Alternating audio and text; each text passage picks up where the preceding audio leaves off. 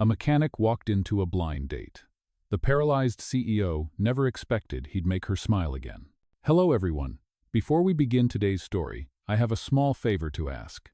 Please hit subscribe and turn on the notification bell so you never miss our channel's new videos. It's quick, free, and the best way to support us in bringing you more dramatic stories. Your support means the world to us. Where are you watching from? Drop your city or country in the comments below. Thank you very much. Now, let's get back to our main character. The late afternoon sun filtered through the cafe's wide glass windows, catching the swirl of dust and steam in the air. The hum of quiet conversation mixed with the faint hiss of the espresso machine. Ethan wiped his hands on the edge of his denim jacket, the faint scent of motor oil clinging to his skin no matter how many times he washed. He checked his reflection in the chrome napkin holder, rough stubble, tired eyes, and the kind of face that had forgotten how to smile without effort. He wasn't supposed to be here. A mechanic didn't belong in a place where every cup of coffee cost more than a car's oil change. But his best friend had dared him to try a blind date app. "You fix cars? Maybe you can fix your love life too," she'd said. So here he was, at a table for two, waiting for a woman named Lisa who had probably already decided not to show up. Across the room, a woman rolled in through the door, elegant blazer, smooth auburn hair pinned back, and a silver wheelchair that gleamed under the soft light. Her eyes scanned the tables, searching. When they met his, he almost looked away, convinced she was too far out of his league to even glance twice. But then she smiled, just a polite, uncertain smile, and started moving toward him. "Ethan?" she asked. He blinked, startled. Yeah?" She extended her hand, graceful despite the tremor in her fingers. "I'm Emma. I'm so sorry I'm late. The traffic was unpredictable." He hesitated but took her hand, warm and surprisingly firm. For a moment, the air between them felt awkwardly suspended, like two strangers stepping into the wrong scene of a play. "Nice to meet you, Emma," he said, his voice low. "Can I get you something to drink?" "Just water, please," she said softly, adjusting her wheels. The scent of expensive perfume mingled with the faint ozone of rain outside. She glanced at his hands, still faintly stained with grease, and her smile tilted just slightly. "You're not what I expected," Ethan chuckled nervously. "You and me both." She laughed, a real, quiet laugh that made his shoulders drop. For the first time in weeks, he didn't feel like the broke guy who'd lost his garage, his job, and maybe his faith in second chances. For a brief moment, he just felt human. The waiter passed, and as Ethan reached for the glass, his sleeve brushed the table, knocking over the coffee cup beside him. Dark liquid splashed across her sleeve. "Oh my God, I'm so sorry," he said, reaching for a napkin, dabbing at her arm with clumsy care. She laughed again, shaking her head. "It's fine, just coffee." But he noticed the way her hands trembled as she tried to help. Something in her movements seemed fragile, rehearsed, as if every gesture had to be carefully measured. "Here," he said, gently taking over, his touch steady. "Guess I'm better at fixing cars than coffee disasters." That made her smile again, this time wider, warmer. "Maybe both," she said. Outside, thunder rolled, and the rain began to drum softly against the window pane. Neither of them noticed the minutes slipping away. Two strangers, one accidental meeting, and a quiet spark in the middle of a storm neither expected to find. The rain outside thickened, tapping a restless rhythm against the caf window. Ethan noticed Emma's hands trembling slightly as she lifted the glass of water. He leaned forward without thinking, lowering his voice. "You okay?" She hesitated, then smiled in that polite, practiced way of people who had answered that question too many times. "I am fine. Just a little stiff today." He nodded, unsure what to say. The air between them filled with the quiet hum of jazz music. She tried to shift the topic. "So, you are a mechanic?" He grinned, scratching the back of his neck. "Yeah, I fix things. Mostly cars, sometimes old lawnmowers, once a coffee machine that nearly exploded." Her laugh came easier this time. "You must be good with your hands." The words slipped out, and color rose to her cheeks. He smiled, pretending not to notice her embarrassment. "I guess you could say that." For a moment, silence rested between them. Not awkward now, but curious. She asked about his work, and he asked about hers. "I used to work in design," she said vaguely.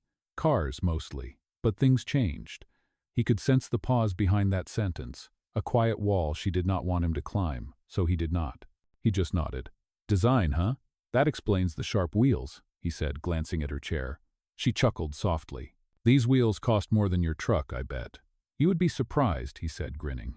Her eyes softened. I have not laughed like this in a long time. Outside, thunder rolled again, and the calf lights flickered. The barista shouted something about a power trip. When the lights steadied, Emma looked toward the window. The rain had turned the city into a blur of gold and silver streaks. I should probably go before it gets worse, she said, glancing at her phone. My driver will be late anyway. Ethan looked at her wheels and back at the rain. You sure you want to wait out there? She tilted her head. What are you suggesting? I could walk you out. Make sure you do not hydroplane, he said with a crooked smile.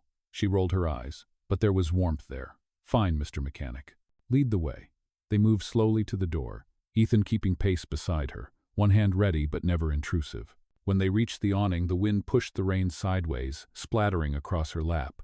Without a word, Ethan shrugged off his jacket and draped it over her knees. Ethan, you will get soaked. She protested. Already am, he said, smiling. Besides, this jacket has seen worse weather. She looked down at the faded fabric, rain darkening it quickly, and for a second, something flickered in her eyes, a memory, maybe, or gratitude too deep to name. Thank you, she said quietly. Do you always help strangers like this? Only the ones who make me laugh, he said, half joking, but his voice carried something real. The car finally pulled up, headlights cutting through the rain. A suited driver stepped out, opening the door, glancing briefly at Ethan with polite confusion. Emma removed the jacket and handed it back, but he shook his head. Keep it, you might need it more than I do. She hesitated, then held it to her chest. Then I guess I owe you one, Mr.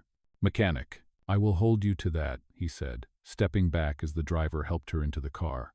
She rolled down the window, raindrops slipping over her hairline. Good night, Ethan. Good night, Emma. The car pulled away, red taillights disappearing into the rain. Ethan stood alone under the awning, water dripping from his hair.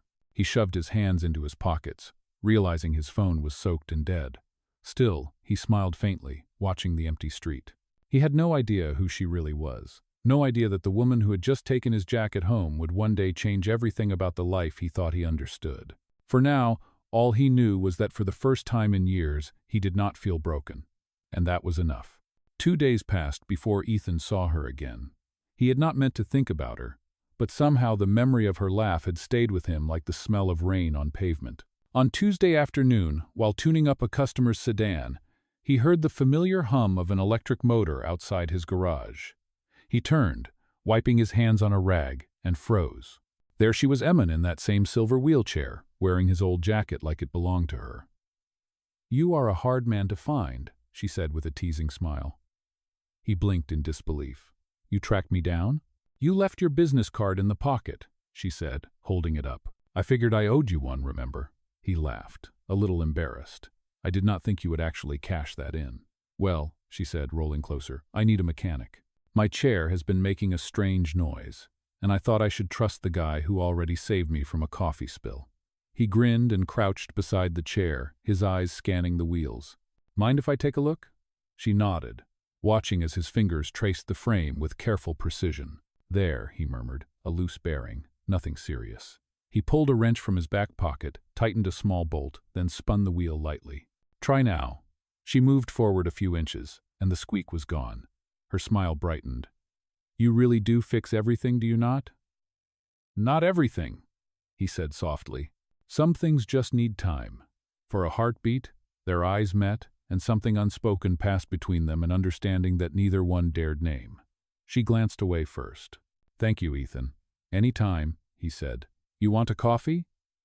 The machine here is not as fancy as that calf, but it is on the house. Coffee from a mechanic's garage, she mused. That sounds dangerously good. She accepted, watching him move around the small space grease under his nails, radio humming an old country song. There was a quiet steadiness about him, the kind that made broken things seem fixable again. When he handed her the steaming paper cup, their fingers brushed, and she smiled faintly. So, do you fix people too? He chuckled. Only the ones who ask nicely. She looked at him for a long moment, then whispered, What if they do not know how to ask? He did not have an answer, so he just smiled. Then I wait until they are ready. They talked for another hour, about music, childhood, the kind of food that makes you feel alive.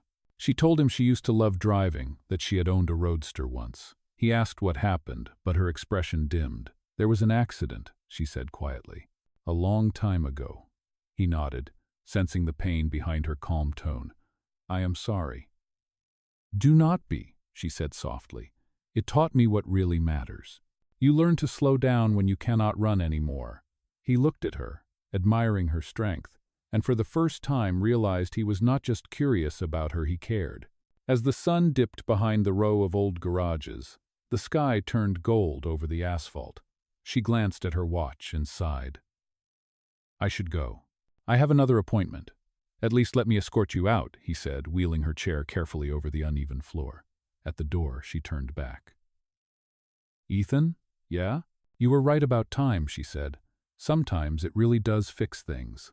Then she smiled, and before he could reply, she was gone, the hum of her motor fading down the street. He stood there for a long moment, watching the light fade. He did not know it yet, but that simple visit, one woman, one broken chair, one repaired wheel, had just started something that neither of them could stop. And somewhere deep inside, he already knew he would see her again.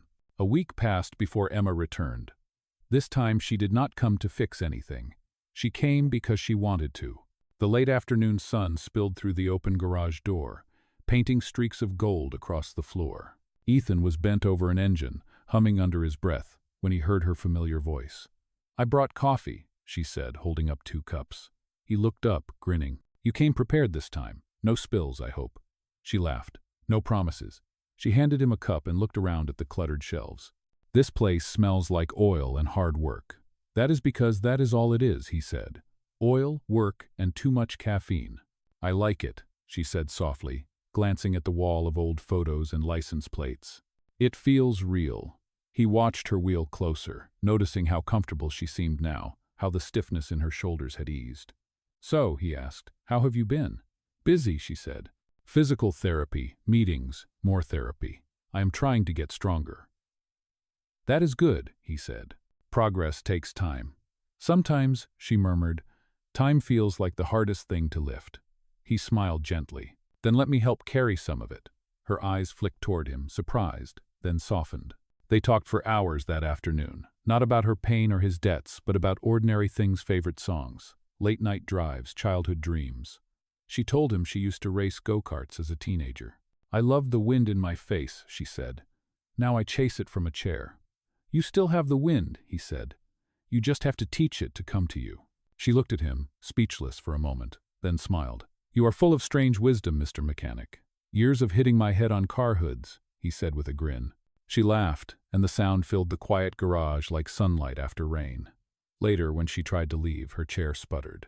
Ethan frowned. Looks like that bearing gave up again. I am starting to think you loosen it on purpose, she teased. Maybe, he said, so you will keep coming back. She blinked, surprised by his honesty, then laughed. You could just ask for my number, you know. He wiped his hands and leaned against the workbench. Would that work? You will never know if you do not try. He reached for his phone, fingers clumsy with nerves. So may I? She nodded, smiling. As he typed her name, he noticed a small pendant around her neck, a silver circle etched with the word motion. It looked expensive, meaningful. Nice necklace, he said casually. Her smile faltered for a heartbeat. It was a gift from my company, she said. A reminder of what we build, what we used to build. Before he could ask, her phone buzzed. She glanced at the screen, her expression tightening. I have to go. Everything okay? He asked. Yes, she said quickly, forcing a smile. Just work. She started toward the door, but he caught the faint tremor in her hands. Emma, he said softly, you do not have to carry everything alone. She stopped, the words freezing her in place. Good night, Ethan, she whispered, not turning around. He watched her leave again, the hum of her motor fading into the distance, replaced by the low thrum of his own heartbeat. He wanted to chase after her, but something told him she needed space. Instead, he looked down at the small coffee cup she had left behind on his workbench, still half full. A lipstick mark curved along the rim, pale pink against white paper. He smiled to himself, turning it slowly in his hands. He did not know why, but he kept it, placing it beside his tools as if it were another thing worth fixing. The rain began again outside, gentle and steady, the kind that made him think of her laughter. Somewhere out there, she was fighting her own storm, and for the first time in years, Ethan found himself hoping for her, for himself, for a future that neither of them dared to imagine yet. The following morning, Ethan's phone buzzed earlier than usual. It was a text from Emma. "Can you come by the clinic today? I could use a little help." He stared at the message for a second, surprised, then grabbed his jacket and drove across town. The building was sleek and modern, all glass and chrome, nothing like the greasy comfort of his garage. Inside, the smell of antiseptic filled the air. He spotted her at the end of the corridor, seated beside a physical therapist. Her face brightened when she saw him. "You came," she said, a little out of breath. "You asked," he replied, smiling. The therapist nodded politely and excused herself, leaving them alone. "What did you need help with?" he asked. "Moral support," she said. "Today they are testing new leg braces. I am supposed to try standing again." He froze for a moment, feeling a mix of awe and worry. "Are you ready for that?" "No," she said honestly, "but I have to start somewhere." She glanced toward the parallel bars set up across the room, her fingers tightening around the armrest. He stepped closer, his voice gentle. "Then let me be your somewhere." For a moment, she said nothing. Then she took a deep breath and wheeled forward. The therapist returned, helping her secure the braces around her legs. Ethan stood at her side, heart pounding, as he watched her hands tremble slightly. "You got this," he whispered. She nodded, gripping the bars, her arms straining as she pushed upward. For a few painful seconds, nothing happened. Then, slowly, her body began to rise. Her legs wobbled, the braces squeaked, and sweat glistened on her forehead. "I cannot," she gasped, her voice shaking. "You can," Ethan said firmly, steadying her arm. "You already are." Her knees trembled, but she stood unsteady, fragile, but standing. The therapist smiled. "That is enough for today." Emma exhaled, half laughing, half crying. It felt like forever. Ethan handed her a towel, his voice thick. It looked like victory. She smiled weakly, wiping her face. "You really think so?" "I know so," he said. When the session ended, they went outside, sitting on a bench near the parking lot. The afternoon sun was warm, and the breeze carried the scent of cut grass. "You know," she said softly, "for a guy who fixes engines, you are surprisingly good at fixing courage." He chuckled. "It is all nuts and bolts in the end. You just have to know what holds things together." "And what holds me together?" she asked. "Maybe you," he said before he could stop himself. She looked at him, startled, then smiled faintly. "Careful, Ethan." That almost sounded like a confession. "Maybe it was," he said, his tone, light but honest. She looked away, her expression unreadable. "You do not know who I really am."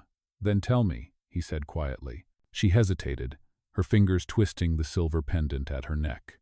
"Soon," she said, "when I am ready." Before he could answer, her driver pulled up. "Duty calls," she murmured. "Thank you for today." "Any time," he said. "And Emma?" She paused, looking back. "Yeah. Next time, you will take 3 steps. I will bet on it." She smiled. "You should never bet against me." He watched her leave again, that familiar hum fading into the distance. Later that evening, he returned to his empty garage, but something felt different. The air seemed lighter, the silence softer. He walked to the workbench, picked up the old coffee cup she had left behind, and placed it beside the small wrench she had once borrowed. 2 simple objects, but together they felt like hope. Somewhere across town, Emma sat by her window, the city lights flickering below. Her hands rested on the pendant that read, "Motion." For the first time in a long time, she whispered to herself, "Maybe I am not broken after all." And without realizing it, they both fell asleep that night thinking of each other. 2 people slowly learning that healing does not always happen in hospitals, it sometimes happens in garages, over coffee, and through the quiet presence of someone who believes in you more than you believe in yourself. The next few weeks passed in a rhythm that felt strangely peaceful. Emma continued her therapy sessions, and Ethan made a habit of being there every Tuesday and Friday, always arriving early with a thermos of coffee and a joke, ready to fill the silence. Slowly, she began to stand longer, balance better, and trust her own strength. Every success, no matter how small, was met with his quiet pride. One afternoon, after she managed to take her first 2 steps without support, the therapist clapped softly. "That is progress," the woman said, smiling. But Ethan could see more than progress. He could see fire. Emma's eyes glistened with tears, but not from pain. "I did it," she whispered, breathless. "You did," Ethan said, his voice barely steady. Later they walked, or rather, she wheeled, and he walked along the small garden outside the clinic. The air smelled of rain and jasmine, and the setting sun painted everything gold. "You know," he said quietly, "I think the world has been waiting to see you stand again." She laughed softly. "You make it sound poetic." "Maybe it is," he said. "Some people fix engines, some fix hearts. You, Emma, you rebuild both." She looked at him, eyes bright. "And what about you? Who fixes you?" He shrugged. "Maybe you do." For a moment, neither spoke. The quiet between them was filled with the hum of the city and the rustle of leaves. She broke it first. "Ethan, there is something you should know." Her tone changed, soft but serious. "I have been keeping something from you." His brow furrowed, concern flickering in his eyes. "You can tell me anything." She hesitated, fingers brushing the silver pendant around her neck. "Do you remember when I said it was from my company?" "Yeah," he said. "It is more than that," she continued. "It is the logo of Novomotion. I am the CEO. Well, I was." Ethan blinked, taken aback. "The Novomotion? The electric car company?" She nodded. "I built it from scratch. Then a prototype failed. A car crash happened, and I was the one driving. The media blamed me, investors left, and I could not walk anymore. The board pushed me out." Her voice trembled at the edges. "I did not tell you because I wanted to feel normal again, not like some broken headline." He was quiet for a long moment, letting her words sink in. Finally, he said softly, "You are not broken, Emma. You are just human." "You are not angry?" she asked, her voice barely above a whisper. "Angry? Why would I be? You trusted me enough to tell me. That is what matters." She looked at him, stunned, then exhaled a shaky laugh. "You are impossible. That is what they say," he replied with a grin. Her smile wavered, then turned tender. "Ethan, thank you. For not seeing the chair." "For seeing me?" "Always," he said simply. A breeze lifted her hair, and for a moment she looked at peace. "So what now?" he asked. "Now?" she said, her eyes distant. "I take back what I built. Novomotion is still mine in spirit, and maybe it is time the world remembers that." He nodded. "If you are going to rebuild an empire, you will need a good mechanic." She laughed, the sound clear and light. "Are you volunteering?" "I am already hired," he said, smiling. "You just have not written the paycheck yet." She rolled her eyes, but her smile lingered. "Maybe I will pay you in gratitude." "That works," he said. The sun dipped lower, casting long shadows across the path. Ethan reached for her hand, hesitated, then let his fingers rest lightly over hers. She did not pull away. In that quiet moment, surrounded by the smell of rain and the hum of the city, 2 people who had lost everything found something neither of them expected: hope. And though neither said it aloud, they both knew this was not the end of their story. It was only the beginning of something worth fighting for. 2 months later, the garage looked different. The walls that once held old license plates now carried blueprints and sketches of electric engines. Ethan and Emma had been working late most nights, merging his mechanical mind with her visionary ideas. The place that used to smell like gasoline now smelled faintly of solder and coffee. She called it Project Phoenix. He called it Our Mess, but deep down, he was proud. One evening, as thunder rumbled outside, Emma sat in her chair, surrounded by open files. "I talked to a few old contacts," she said. "Some of them are willing to help me take back Novomotion, but they want a public demonstration first. Something to prove that I am still the mind behind it all." Ethan wiped his hands on a rag. "So, what do we build?" "A new model," she said, her eyes bright.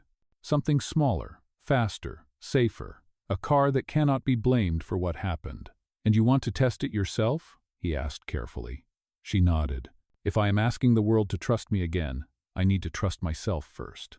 He stared at her, admiration and fear warring inside him. "That sounds dangerous." "So does living without purpose," she said simply. That silenced him. Over the next few weeks, the 2 of them poured everything they had into the prototype. She handled the design and coding. He built, welded, and tested every piece. They laughed, argued, stayed up until sunrise, surviving on takeout and determination. Sometimes she would catch him watching her as she worked, the glow of the desk lamp softening the scars on her hands. Once, she looked up and said quietly, "You look at me like I am not broken." "Because you are not," he replied. "You are the strongest person I know." Her eyes glistened. "You always say that." "Because it is always true." The night before the demonstration, they stood in front of the finished car, sleek, silver, compact, and stunning. Emma ran her hand along the smooth hood, tears forming in her eyes. "It is beautiful," she whispered. "You did this," he said. "We did this," she corrected. He smiled, resting a hand on her shoulder. "Then let us show the world." The next morning, the air at the NovaMotion testing ground buzzed with tension. Reporters, former investors, and engineers crowded the field. For the first time since her accident, Emma rolled up to the podium, every eye on her. Ethan stood in the background, his heart pounding. "Good morning," she began, her voice clear. "2 years ago, an accident changed my life. I lost more than mobility. I lost my confidence, my purpose. But today, I am here to prove that innovation can come from pain, and that progress is not about perfection, it is about resilience." The crowd murmured, cameras flashing. She looked toward Ethan, who gave her a small nod. "Today," she continued, "I introduce you to the Phoenix One." She rolled to the car, pressed a button on her remote, and the engine purred to life, silent, smooth, powerful. The demonstration went flawlessly. The car accelerated, turned, and stopped with precision. The crowd erupted into applause. But as the cheers echoed, Ethan noticed something: the faint hiss of pressure near the engine, a sound he knew too well.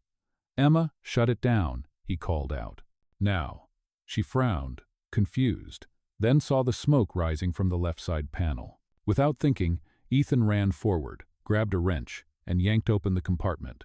Sparks flew, and the smell of burning wires filled the air. He disconnected the line just as the system overloaded, stopping what could have been a dangerous fire. The crowd gasped, cameras snapping wildly. Emma's voice shook. "Ethan, are you hurt?" "No," he said, panting. "Just another day on the job." Reporters swarmed, shouting questions. But when Emma turned to face them, her voice was steady. "That," she said, gesturing to Ethan, "is what real teamwork looks like. Failure does not scare us, what teaches us, and we will keep building." The applause that followed was louder than before. As the chaos subsided, she wheeled closer to him. "You just saved my career," she whispered. "You just saved your company," he said, smiling. "Looks like we are even." She laughed softly, shaking her head. "No, Ethan, I think you just saved me again." He looked at her, the rain beginning to fall around them, and for the first time, she did not look like the woman he had met months ago in a cafe. She looked like someone reborn, alive, unstoppable. And as thunder rolled in the distance, Ethan realized that somewhere between broken engines and broken hearts, they had built something stronger than either of them had ever planned. Faith. That night, after the chaos of the demonstration, the garage felt almost sacred. The rain had stopped, leaving behind the scent of wet concrete and ozone. Ethan sat on the workbench, a towel around his neck, hands still trembling from the adrenaline. Across the room, Emma sat quietly in her chair, the pendant at her neck catching the dim light. "You could have been hurt today," she said softly. "I have been hurt before," he replied. "It is part of the job." "That was not your job," she said, her voice rising slightly. "You ran into a live engine, Ethan. You could have been electrocuted." He met her eyes calmly. "And you could have been burned." "I was not about to stand there and let that happen." She opened her mouth, then closed it again, emotion catching in her throat. "You are impossible." "So I have heard," he said with a faint smile. She looked down, shaking her head. "You keep doing this, putting yourself at risk for me." "Maybe I am just trying to return the favor," he said. "You taught me that broken does not mean useless. I just want to prove it back to you." Silence lingered between them, heavy and fragile. Then she whispered, "You already have." She reached into her pocket and pulled out a small, folded envelope. "What is that?" he asked. "A contract," she said, handing it to him. He frowned, unfolding the paper. "NovaMotion partnership proposal? You deserve credit, Ethan. You were there from the start. You built this with me." "Emma," he said, "I do not need this." "It is not about need," she said firmly. "It is about fairness." He hesitated, the paper soft in his grease-stained hands. If I sign this, it changes everything. Maybe everything needs to change, she said. For a moment, he just looked at her, the woman who had walked into his life and turned it upside down. Okay, he said finally, picking up a pen. Partners, then. She smiled, relief softening her face. Partners. They both laughed quietly, the sound echoing in the still garage. A gust of wind slipped through the open door, bringing with it the faint smell of rain and freedom. Hours passed as they worked on final adjustments to the Phoenix One, testing circuits and recalibrating sensors. At one point, she yawned and rubbed her eyes. You should rest, he said. And you should learn to stop telling me what to do, she teased. He smiled, handing her a cup of coffee. Fair point. She took a sip, then looked up at him. Ethan, can I ask you something? Anything, he said. Why did you really help me? From the beginning? He paused, then answered honestly. Because when I looked at you, I saw someone fighting the same battle I was trying to believe they still mattered. You made me want to try again. Her eyes softened, tears forming but not falling. You have no idea what that means to me. I think I do, he said gently.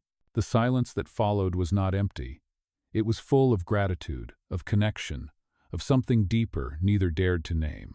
When she finally spoke, her voice trembled. Do you think people like us get happy endings?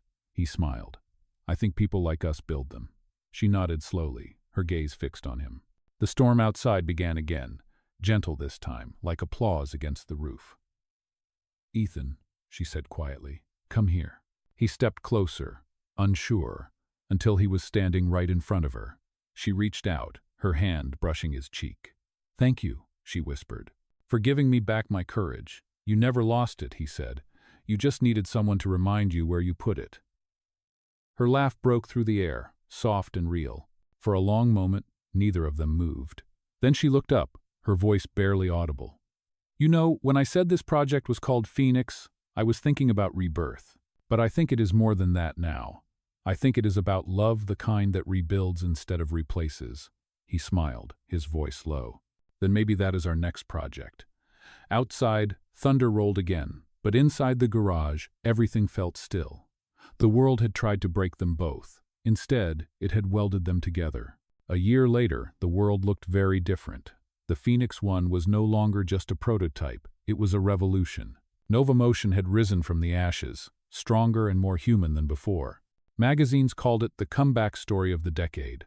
But to Emma and Ethan, it was something much simpler. It was their story written in steel and courage.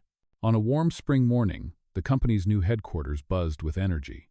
Employees filled the atrium, journalists lined the walls, and a massive banner read, Innovation with Heart. Emma rolled out onto the stage, her posture tall, her eyes bright. Beside her, Ethan walked, wearing the same denim jacket that had started it all. The crowd erupted in applause. She waited for the noise to fade, then spoke. When we started this journey, she said, we were told it was impossible. They said no one could rebuild after failure, that broken things should stay broken. But standing here today, I can tell you this broken does not mean the end. It means the beginning. The crowd cheered, cameras flashing, but her gaze stayed on Ethan. This company was reborn because of one thing, faith. Faith that kindness still matters. Faith that courage can be contagious. Faith that even a mechanic with grease on his hands can help a CEO learn to smile again. The room went still. Ethan looked away, pretending to check the lights, but everyone saw the faint red creeping up his neck. Emma laughed softly. You all came here to see a car, she said. But what you are really seeing is proof that love and perseverance build more than machines. They build people. She paused, glancing at him again. And speaking of building people, Ethan, come up here for a second. The crowd clapped as he stepped forward, confused but smiling. You could have told me about this, he muttered. Where is the fun in that? She teased. She turned back to the audience. This man taught me that healing is not about fixing what is broken. It is about believing it can move again. Then she reached into her pocket and pulled out something small, a silver key, polished and new. What is that? Ethan asked. Your next project, she said, handing it to him. It unlocks the prototype lab. You are officially the head of engineering. He stared at her, speechless. You are serious? Dead serious, she said with a grin. You built this with me. Now you build the future. The audience erupted into applause once more, but neither of them heard it. They were too caught in the moment, the same quiet gravity that had tied them together from the very beginning. After the ceremony, the crowd filtered out, and the lights dimmed. Ethan found her by the window, looking out over the city she had reclaimed. "You did it," he said softly. "We did it," she corrected, smiling. "You know, there was a time I thought I would never walk again, never lead again, never love again. But then you walked into that cafe, smelling like motor oil and hope." He laughed, shaking his head. "And spilled coffee all over you. Some first impression. The best one," she said. There was a pause, a heartbeat of silence, before he spoke again. "So what happens now?" She turned her chair to face him fully, eyes shining. "Now we keep moving. Maybe slower, maybe wiser, but together." He reached for her hand, and this time she took it without hesitation. The city lights flickered behind them like stars trapped in glass. "You know," he said quietly, "I think we both needed a little repair." "Maybe," she said, smiling. "But look at us now, we are running just fine." He laughed softly, leaning closer. "For the record, you are the best thing I have ever fixed." "And you," she whispered, "are the reason I started moving again." Outside, the night deepened, the hum of life below blending with the quiet rhythm of their hearts. Two people from different worlds, one who built machines, one who built empires, had found the same thing neither had expected: peace. The camera of the world might have seen a CEO and a mechanic, but what really stood there was something far greater, a love story rebuilt from the wreckage, proof that even broken hearts can be engineered to move again.